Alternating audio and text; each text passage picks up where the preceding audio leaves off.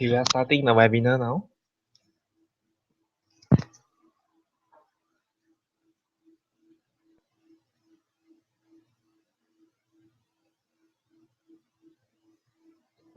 Hello, can you hear me? Okay, if you can hear me, please indicate in the chat over here that you can hear me. Okay, the chat is on the right hand side. So if you can hear me, please put it down on the right hand side that you can hear me.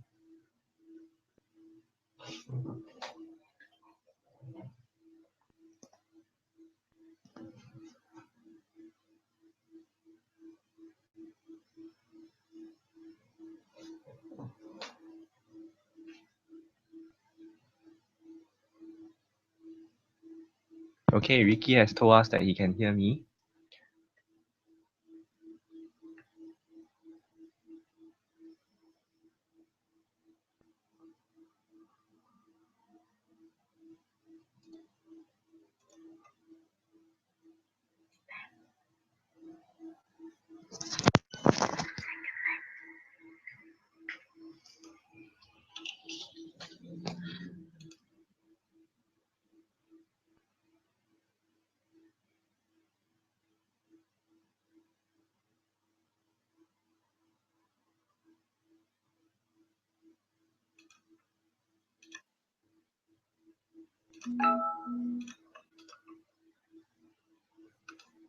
Karthik, are you there? Karthik, can you hear me?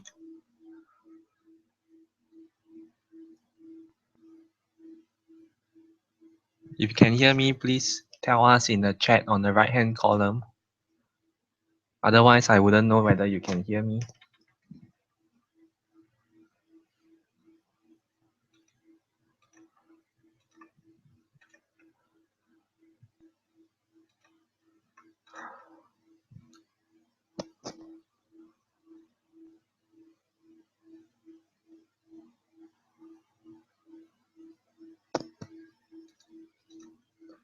Okay, thanks, Karthik. Okay, so we can get it started right now. Okay. Just want to make sure that you are looking at my slides. Okay, so it says here, studying in Singapore. Okay, let me just start by doing a bit of an introduction. Okay.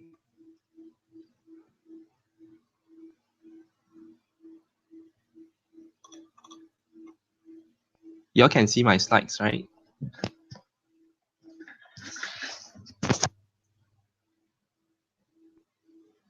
Okay, introduction right now. So I'll just talk a bit about myself first. So this is me, Ted. Okay, a little bit of background about myself. I studied in 3 universities in 2 different countries. So that includes like San Diego State University in US and Nanyang Technological University, as well as Singapore Management University in Singapore. So studying in these various universities have actually gave me some insights about university life. Because I studied in different university, I'm able to compare them and to really see, what is good in a university. And because of that, some of my juniors have asked me about choosing university and what are the factors to consider when you're choosing a university and as well as a course. I actually put them a lot of this advice and information online. I wrote articles about my experience in studying in different universities to help my juniors. And a lot of these articles are actually in this platform called Digital Senior, which brings me to this portal that I'm talking about that we are representing here. Okay, so this is really an initiative by Digital Senior. Okay, Digital Senior was started by me, but now we have a lot of other seniors who are contributing their advice in Digital Senior, mainly those who study in Singapore. And in Digital Senior, currently we have like 100 over seniors who have given their 2 cents worth about studying in Singapore. So if you want to find out more after this webinar, then you can definitely check out Digital Senior. And it's not just about the technical stuff and so on. We also share about more on the soft side, like how I managed to get a scholarship in Singapore, how I hit Dean's List in Singapore, gets first class honors, all that. All this sharing is included in Digital Senior platform as well. Okay, that's about me. Um, the content outline for today is as follows. So, introduction, we have get it out of the way. So next up, I will talk about overview of Singapore and the culture of Singapore, because I know that it's not just about study. When you come to Singapore, it's also about how you can mix into the culture and really learn something, not just on the textbook, but from the different people here as well. Next, I'll cover different universities in Singapore, the types of universities, and which one you can choose based on their pros and cons. And very importantly, expenses is something that we are all very concerned about because it determines whether we can eventually come to Singapore. Okay, that I'll cover as well. And obviously, when you study in university, you graduate, you want to command a decent salary. And that is what I'll be sharing towards the final part of the presentation. Okay, then we have a case study of several foreigners, including one of the co-founders of Digital Senior, who now is working with us here. Okay, so I'll be sharing some of their stories. Then we'll end off with some final words. Okay, let's get things going. An overview of Singapore. Singapore is known as the bridge between the East and the West. And why is that significant? As you can see right now, when you look at the news, you probably realize that in Asia, or more specifically in Southeast Asia, is where the market is growing. There's a lot of people who are earning more and more money in this region and with higher spending power. And that's a reason why people from the West, such as US or Europe, they are looking to come to Southeast Asia to tap on the market, precisely because their own market is kind of saturated. It has reached its peak in the sense that there's hardly any area for growth, and many big companies are looking to Southeast Asia to tap on the increasing growth in these regions. And that is where Singapore comes into the picture, because Singapore geographically and just politically is a very strategic location, uh, causing many of the MNCs to move their headquarters over here so as to tap onto the many markets in Southeast Asia. And some of the examples include like Facebook, Google. They are really building up their team in Singapore as the Asia headquarters. And traditionally, you know that Google have their engineering team in California and they have small teams in other various countries. But like this year onwards, they are really going to build a big team in Singapore so that they could serve the people in the region better, like people in Southeast Asia. And it's not just the tech giants that I'm talking about, even in other industries like in hospitality. Venetian is having a casino here. I mean, that's a while back, but the casino is still here, and many other big companies in different places are setting up their headquarters over here so as to tap onto the big market. And here's the thing, because I mentioned that I studied in US a while back. It was for an exchange program and it lasted for 6 months. When I was there, I see many Asians who were there as well to study in US, pursuing what we call the American dream that many people are crazy about uh, just a while ago. The thing is that in US, the American dream is no longer as sexy as it used to be. Many of the Asians currently, when they graduate, they actually don't get to find a job over there, myself included, because I actually thought about the possibility of staying in US. But as an Asian, it's just harder for me to find a job over there, not being a native English speaker and whatnot. And that's speaking from experience, because the countries will protect their own people. And at that time, it's just not possible for me to land a job.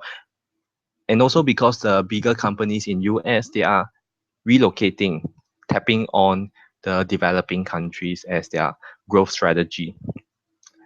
Okay, and with that, let's go to the next one about Singapore's economy. And in Singapore, the GDP is as such. This is taken from Forbes. Okay. If you look at this one, you know that in 2010, Singapore has got the highest GDP per capita, and again in 2050 is forecasted to be the highest GDP as well. And surprisingly, US has gone down. Maybe not too surprising because China is now going to be the economic powerhouse in time to come. So even countries that are nearer to China, like Hong Kong or Taiwan and so on. So, I mean, if you were to consider overseas studies, like Hong Kong, Taiwan are also good choices because they are near to China and they can really tap on the growing market of China as well. Okay. So that is for the GDP. Just want to share about this recent initiative and news of Singapore that we are becoming a smart nation, and Singapore really wants to be the number one first smart nation in the world. While Singapore is number one for many things like the Changi Airport and financial hub is also the top field and education as well. But right now it aspires to be number one in terms of being a smart nation. What does that mean? Like a smart nation? A smart nation is it means that technology is going to empower the whole economy and is going to help improve people's lives. So one of the implications is that they have like $1.7 billion set aside for startup investment. So if anyone here is interested in getting funds from Singapore, from the various organizations, it's going to be easier because they increase the amount of funds to startups to that can help to bring Singapore forward. And the thing is that because Singapore is so meritocratic, that means whether whichever country and education that you come from, you'll still be able to apply for those funds. And if the idea is good, then you'll be able to get it. So that is one of the good things moving forward as a smart nation that we'll be able to benefit from. Okay, now on the softer side of things, because culture is very important. When we come to a country, we must be able to integrate into the society, and culture is one of those very important things that affect our integration. Okay, introducing the languages, official languages in Singapore. There are four main official languages, which includes Tamil, English, Chinese or Mandarin, and Malay. And the four major languages are spoken by the four main races as well, which is Indian, Malay, Chinese, and Eurasians. And why is that important? Because if you were to come to Singapore, if you belong to one of the four main races, the chances of you becoming a permanent resident is higher because Singapore government doesn't want to disrupt the balance of different races over here, the four main races. So let's say, I mean, for those friends who are from like Vietnam, for example, it's going to be harder for you to become a permanent resident in Singapore. So I'll just be upfront, like, if you hail from any of the four main races, then it's easier to. But we'll touch on about more about becoming a permanent resident later on, with example by our friend over here, Ricky, later on, who will be doing his sharing on becoming a permanent resident here. Okay, and safety. I think a lot of us know Singapore is a very safe place, like from the news and so on. But just just a downside of it is that Singapore is safe because of the rules and regulations in place, which also means that in Singapore it's pretty strict here. So if you infringe any of the laws, then you may get fined or get caned and that sort of thing.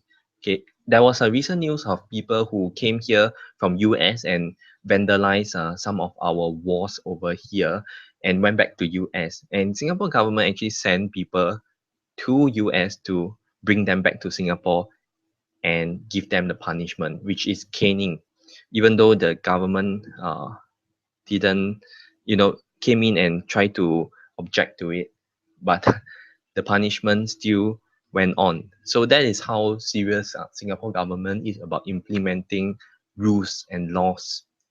Okay, and that is also why you hear news about Singaporeans being very obedient, and Singapore companies especially, they don't dare to go about cheating people because the rules here are really strict, and we do not dare to infringe the rules and receive the punishment. So that cause us to be a very safe place, safe country in Singapore, which is a good byproduct.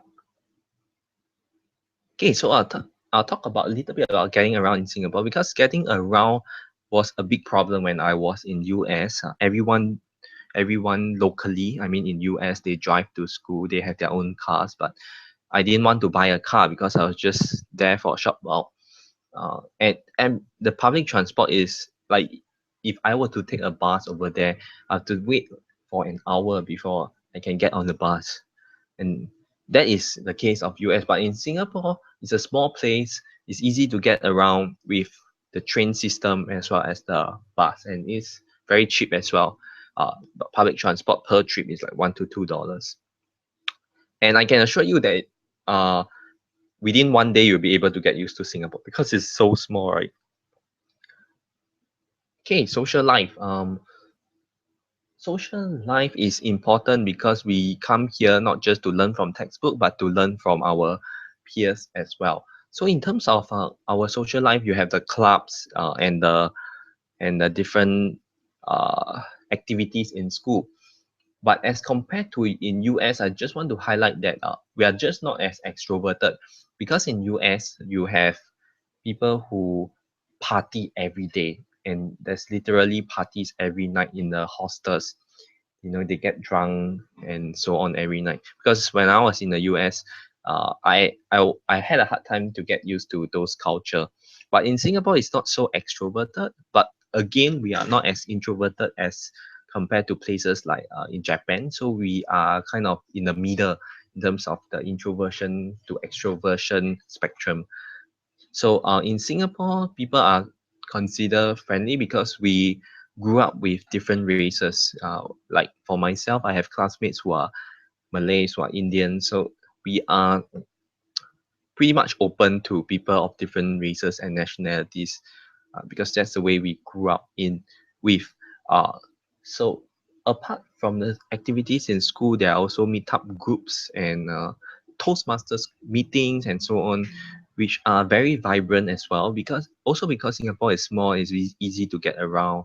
Then we have more people taking part in those activities and clubs. Okay, so I want to share my own story because my girlfriend is also a foreigner who I got to know in Toastmasters Club. So I just want to reiterate the point that we in Singapore, we are so open to friends from overseas. Next will be on the different universities in Singapore. There's two main categories of universities here: the private and the public universities. Okay, so for the public university, I believe you heard of NUS, NTU. NUS is National University of Singapore. NTU, Nanyang Technological University, and SMU, Singapore Management University, both of which I come from. So public universities only include 5 universities. Okay, that's it. No more, no less, just 5. SUTD and UniSim are newer universities with much smaller intake. Okay, that they have like less than 2,000 students, whereas NTU, NUS has got more students. And NUS and NTU are both world renowned. Okay, they are in the top few rankings all the time, and because of that, we know that it's really hard to get in. Even for the locals, only 25% of locals make it to the public universities. Okay, so the scenario is very different from in US. Like US, the top universities are the private universities. The Ivy League, the Harvard, they are all private universities. Whereas in Singapore, the public ones are the top university. So just take note of the difference over here. Okay, so what are the private universities? So many of the locals, I told you, only 25% make it to public universities because that's the number of spaces they have in public university. So instead, many of locals will go to private university instead because we all want to graduate with a degree. And there are 300 over private universities in Singapore. Yes, 300 over of them. And you want to be careful in terms of choosing private university, because I'll be very upfront with you that many of these private universities are really crap. Okay, so there are cases of people studying in private university getting like useless degree. So 300 of them, a good number are actually good universities, but some of them are not good universities. Okay, and I will just categorize private universities one level down. Okay, they are broken down into foreign university, partnership, and foreign university. The good private universities are recognized by employers locally. So if you were to work in Singapore after you graduate, make sure that you study in a recognized private university that the local employers recognize and could lend you a job. Okay, so I want to elaborate more about the various private universities. In private university, is actually the degrees are actually granted by overseas universities, and that includes those universities from UK, Australia, and in USA. The universities may come here to provide the degree and the education by themselves, or they collaborate with a local institution to provide those education.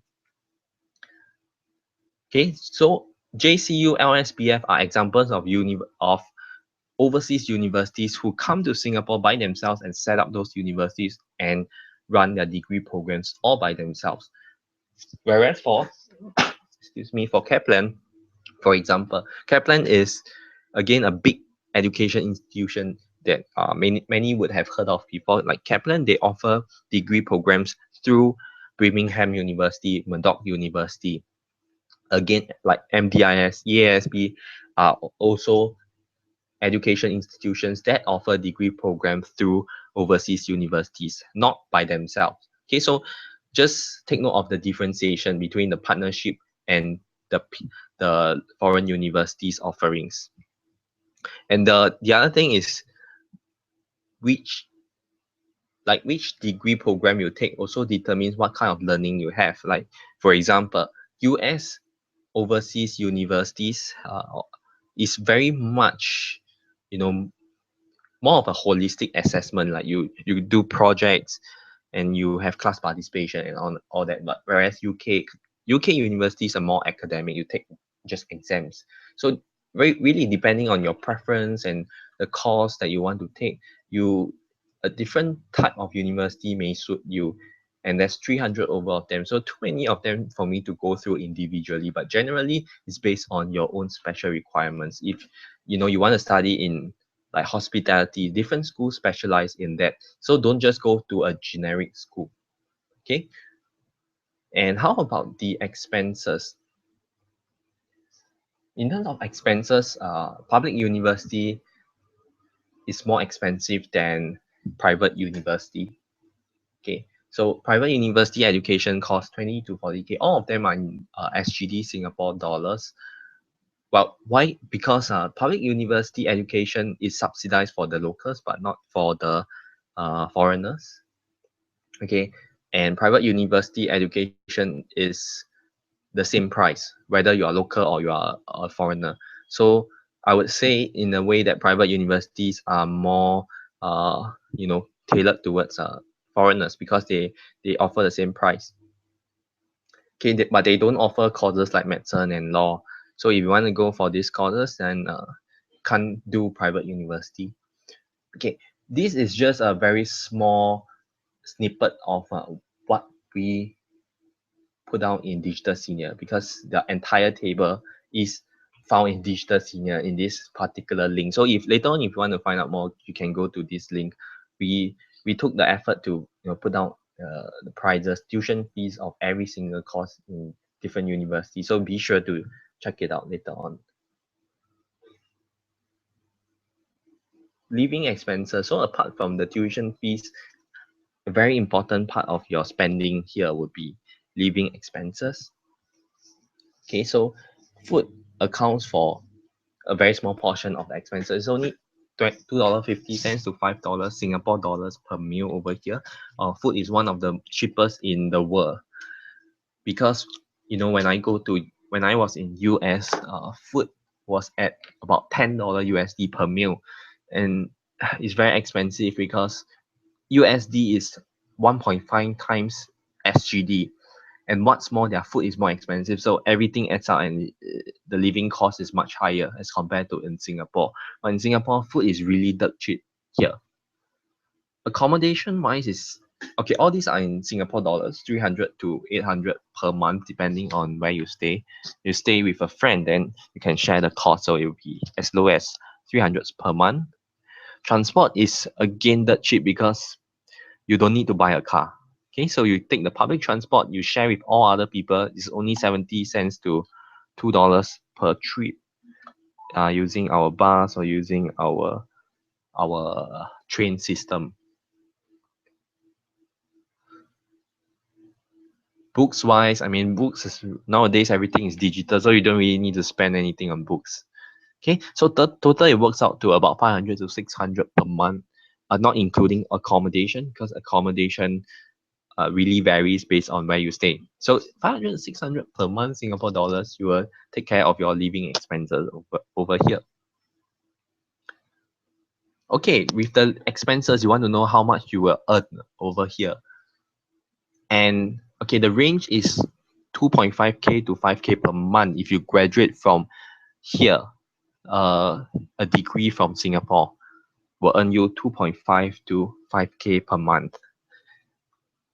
And how do we know that? Because there's graduate survey conducted every month. Okay, in digital senior, every year, not every month, sorry, every year we will compile all these graduate survey results. We know that graduates from each course, how much they earn, what is their mean salary, and what is their employment rate. Employment rate refers to 6 months after you graduate, how many of the graduates actually land a job. Okay, so that is the employment rate. And you can see there's actually a very big range in terms of how much people earn after they graduate. It can range from really 2.5K to 5K. And 5K is only in the middle range. There are people who earn more than that for really good graduates, but I will not talk about them because I just want to talk about the average range. So with a degree, is about this amount. If you want to find out more about various courses, because for arts graduate, the salary would definitely be lower. Okay, for business and for computing graduates, the salary would be higher. Okay, so if you want to find out the specific amount potentially you can get with a local job here in Singapore, so go later on, you can check out Digital Senior Graduate Survey Studies. Okay. Okay, this is an person that I know personally, and we feature him in Digital Senior. He comes from India, so for his university studies, he was studying in LSBF, which is London School of Business and Finance. It's a UK university who set up their operations here in Singapore. And JM, who was featured in Digital Senior, he was studying in LSBF accounting course. Now he works as an auditor and commands this salary. So this is to give you a rough idea of in terms of the salary if you were to work in Singapore. Another case study of Rohan. Rohan is our friend. So Rohan runs a startup in Singapore that just raised 800,000 USD in funding. Rohan also came to Singapore from India for his university studies, and after his university, he decided not to find a job. Instead, he wants to create his own job, which is cool. Okay, so he raised $800,000 just very recently. And I was saying that in Singapore, we don't discriminate based on whether you're foreigner or local. If you have a good idea and you have the drive, then the investors are very willing to provide the funds for startup because they all want to put their money to good use. So if you prove worthy to them, then it's a meritocratic place. So if you're willing to work hard, it's going to be a good place here in Singapore. There's no discrimination of agents and whatnot. We are all agents over here. Okay, so that's Rohan, our friend. Okay, another case study of our friend as well, Annie. Came from China, and she studied in university in Singapore. So she did her high school studies in China. After that, she came to Singapore to study in EASB, private university. And the cool thing for her is that after she graduated from EASB, she got into a master's program in NTU, Nanyang Technological University, which we all know that is a very high ranking university in the world. And from she did her bachelor's in private university, and after she graduated, then she went on to do a master's in a public university in Singapore. So now she has graduated and working as a media executive here in Singapore. Okay, so there's very different routes that you can take after you graduate from Singapore. So that's why I'm showing you case studies of different people, whether you want to work as an accountant, you want to start your own business, or you want to continue your studies here doing your masters in NTU or NUS. The possibility is limitless if you were to consider to do studies over here. Okay.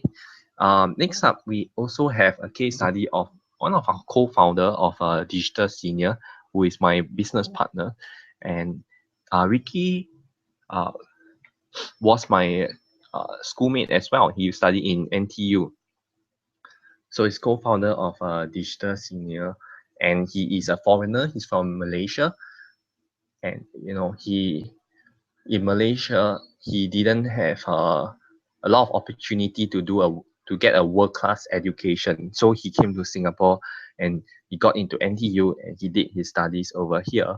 And after that, he started Digital Senior with me. Okay, so at this point in time, maybe I'll just get Ricky to do some sharing about his own story, so that you hear from actual foreigner, because I'm a local. So I asked Ricky to share as a foreign student over here. Okay, Ricky, are you there?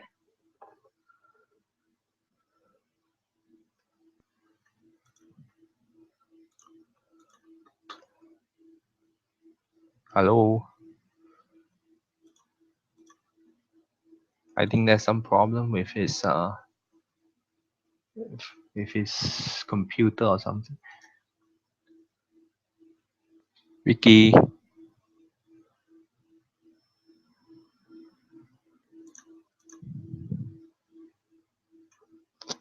Ricky, please unmute your microphone. Unmute.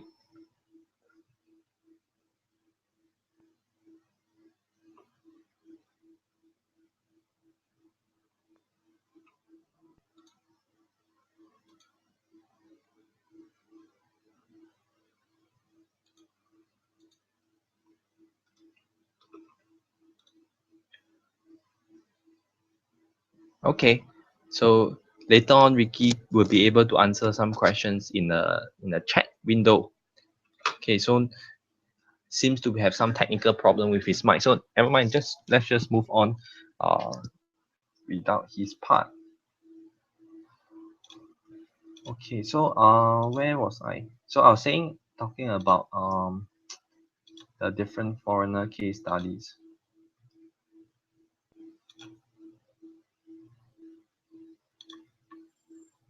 Okay, I'm back. Okay, just now I briefly touched on being a permanent resident in Singapore. So I think that is something that many of us who plan to come to Singapore will be concerned about as well. Will we be able to become a permanent resident after we graduate from university? Of course, some of you want to go back to your own country after you get a world-class education here in Singapore. That's fine as well. But for those of you who want to stay, to earn a potentially a good salary and ultimately settle down over here, being a permanent resident is an option for many of us. Okay, so in terms of being a permanent resident, if you were to study here first and then you work for a couple of years, you can apply to become a permanent resident. So generally, people apply after they have worked for about 2 years. Okay, then the chances will be higher. And on the other hand, if you were to just work here and you apply to be a permanent resident, then of course the chances wouldn't be as high. And the other option would be if you were to marry a local, then of course your chances of becoming permanent resident will be much higher. Okay, so these are the various ways of becoming a permanent resident. Uh, but anyway, that is kind of far away. So it's still possible to be a permanent resident. In Singapore, there's 1 million foreigners out of 5 million total population. Okay, so we are very welcoming of foreigners because we want to have a diversity in terms of our population. Okay, if you come from any of the four main races, Indian, Chinese, Malay, Eurasian, then chances of being a permanent resident is much higher. Okay, so there are really coming talking about all these different perks of coming to Singapore. So if you are considered to come to Singapore, there's three different ways to come to Singapore. Okay, one is direct. Direct means that as a student, you apply to online to the the schools as well as to the government. Okay, you have to have a visa and so on. Okay, all that can be done by yourself as well if you were to come to Singapore. It's just that if you have someone here, then you can skip through all the hassles. And that is why some people go to agents. Agents are people who they are based in your country, they have offices over there, and they can basically help you to go to different places such as New Zealand, Australia, USA. So their service is usually very comprehensive. They help you with the accommodation, the application, and give you advice and so on going to different places like USA and so on. Okay, so these are the agents, the companies. Okay, the thing about them is that um, some of them have offices in Singapore, some of them do not. Okay, for digital senior, for us, we are just based in Singapore. So if you want to seek our help in going to places like USA, we do not provide help for that. We only do Singapore, and because we believe in Singapore being a wonderful place full of opportunities for everyone. So in digital senior, we only help people to come to Singapore, and we have our own network of foreigners over here, like Rohan that you saw just now, Jayam, Ricky. They are all our network of foreign students. So whenever people come here, we as seniors, we help people to integrate, give advice and mentoring, as because we are all in this together as students. Okay, that's why for we are called digital senior because we believe that as seniors we should help juniors in terms of coming to universities and whatnot. Because in when we were juniors, we just started in universities, we did not receive a lot of advice and how to go about different things, what clubs to choose and what places to stay in. So we did not have such advice, but we thought that if people who come to Singapore and go to university, they have such advice, then they would really do much better here in Singapore. So that's why when we were in university, we set up a digital senior to help our juniors, so that we can tell them what we wish we knew at that time. So digital senior is a network of seniors, to put it in a nutshell. Okay, and who should come to Singapore? Okay, first of all, those people who are willing to work hard should come to Singapore, because Singapore is a meritocratic place, like I have been saying. So if you are willing to work hard, then I can assure that Singapore will be a good place for you. Okay, on the other hand, if you come here with the mindset that I can just have a good life, uh, land on my lap, that's not going to happen. Everything is going to be the same. Okay, again, because Singapore is a meritocratic place, if you do well here, then results will come. And the next would be people who dare to go out of their comfort zone, because it's a very diverse place. I know in your own country, you probably hang out a lot with people of your own race, your own nationality. Okay, but in Singapore, there's such a mix of cultures, races, and nationalities that you have no way but to have to interact with them.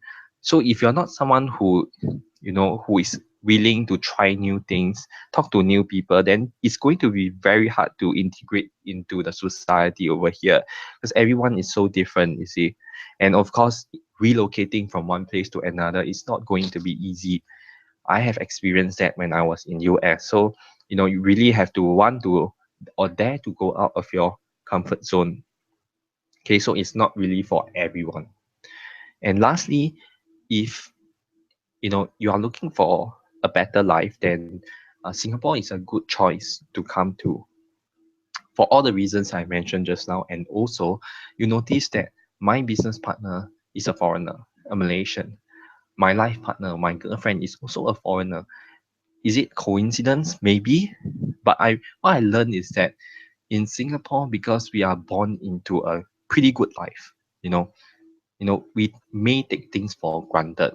Whereas what I notice about foreigners who come to Singapore is that they usually have very good attitudes. They want to make it good over here, and they usually are awarded with very good results. People like Rohan, people like JM, they are experiencing a much better life than they had in their own country. Okay, so if you are willing to work hard, you dare to go out of your comfort zone, then a better life is definitely within the horizons. Okay.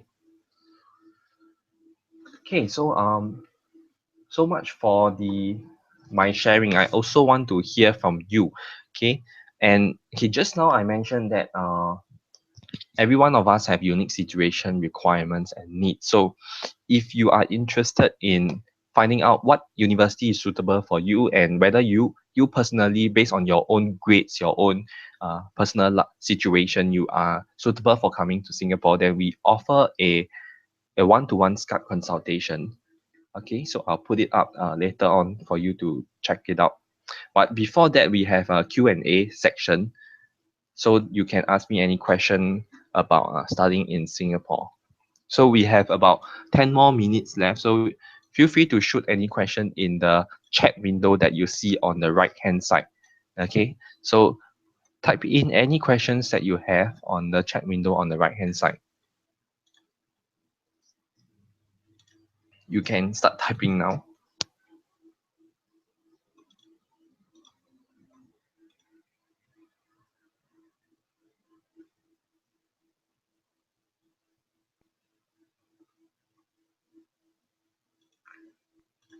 If you have no questions, then I would ask you some questions.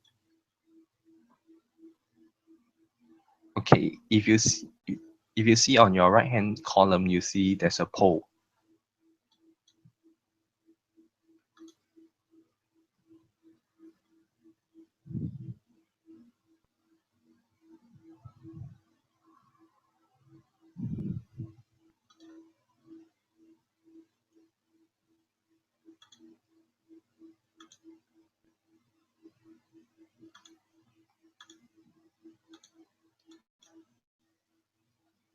Ramya, Karthik, are you all there?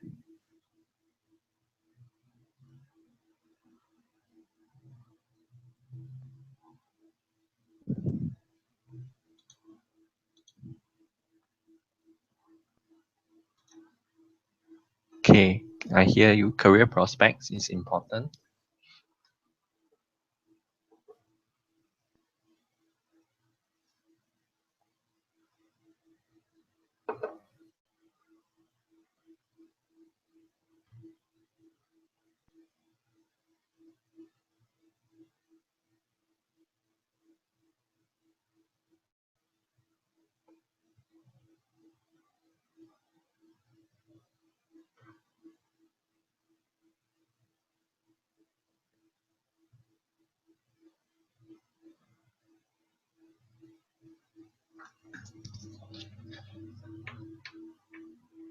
Okay, so okay, Karthik is here. Ramya, are you here? Okay, please let me know right now if you have any questions so that I'll be able to answer.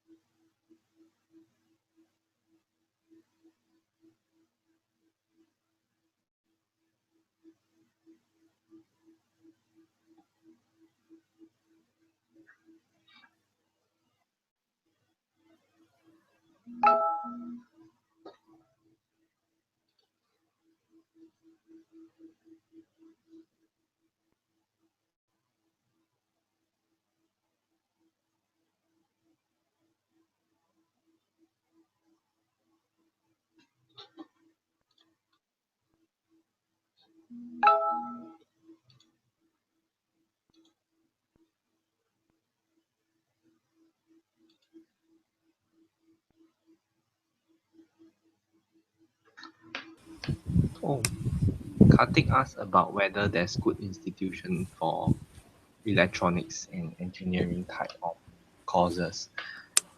Okay. Hello. Sorry, Ricky, Hello. are Can you you hear here? me? Yeah, I'm here. Hi, Okay. hi, hi. Yeah, maybe thanks, Tech, for your sharing. So finally, I don't know why managed to sort it out. So for just for Kartik, right? Because I'm coming from NTU, electrical electronic engineering. Maybe I can answer you this question. For postgrad, in Singapore, we have NUS and NTU, which provide postgrad and for electronic engineering. Okay, so is there any specialization you are looking for the electronic engineering, Kate?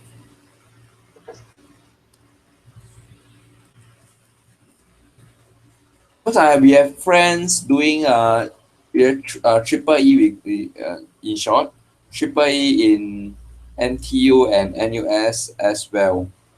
Yeah, so um, they have different kind of specialization. For example, um, you heard about semiconductor, IC design, wafer fab, and we also have um, uh, others electronics specialization. But it's really depends on which area you are looking for. But I will say in for postgrad at NUS and NTU, you should apply for these two. And SUTD does provide electronic engineering, but for their postgrad, we need to find out more about that. Current stream for PG.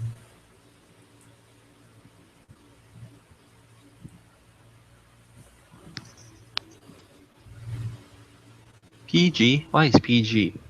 Postgrad. Oh, okay. Okay, so Um, Ricky actually specialized in the stream of IC design, and after he graduate, he works in Panasonic for doing IC design, right? So there's a lot of different streams offered in NTU for students. Okay, so for electronic and communication engineering, in NTU, in term, I think in term of a degree, bachelor degree, we have three stream. One is electrical, one is electronic, another one is communication. I believe yours maybe toward that communication area. Okay, so it depends on if you are looking for master degree or the PhD. If you are looking for PhD, it's going to be 4 years in NTU or either NTU or NUS. But for them, they they they have a preference of their own student, their degree holder. So they have this scheme to encourage them to further study in their own university. Uh, and regarding this, the tuition fee is going to be subsidized if your result is good, but you need some kind of referral letter from the prof. So you need to really write in and discuss with the professor to find out more about which course or which streams is suitable for you. I will say that in terms of getting a good grade, because I believe you have heard of um, doing 4 years or 6 years or even 8 years of PhD. Most of them is because the project they choose and also the professor they choose. So my younger brothers right now is doing PhD, is going to do further study their postgrad in NTU, but it's in um, mechanical engineering. It's more focused on robotic. Yeah. So if you need some help with our NTU uh, post grade, I can linking up with you, then we can further understand more about your requirement. Which year are you in right now, Khatid?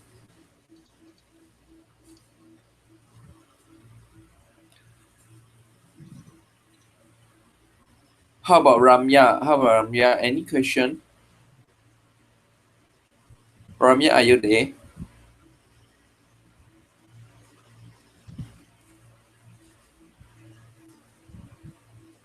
Okay.